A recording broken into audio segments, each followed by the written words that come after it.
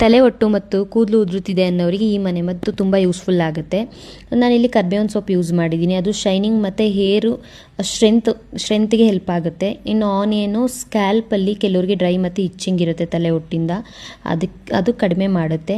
ಶುಂಠಿ ಕೆಲವ್ರಿಗೆ ಗೊತ್ತೇ ಇರಲ್ಲ ಏನು ಬಳಸ್ತಿದ್ದಾರಪ್ಪ ಅಂತ ಅಂದ್ಕೊಂಡಿರ್ತೀರ.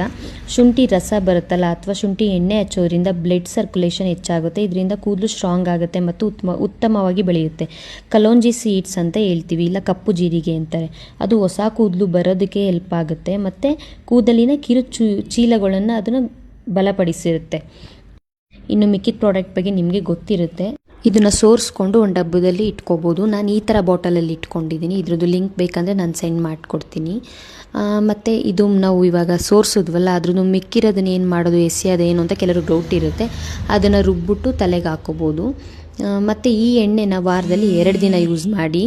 ಡ್ಯಾಂಡ್ರಫ್ ಕಮ್ಮಿ ಆಗುತ್ತೆ ಮತ್ತು ನಿಮಗೆ ಕೂದಲು ರೀಗ್ರೋತ್ ಆಗುತ್ತೆ.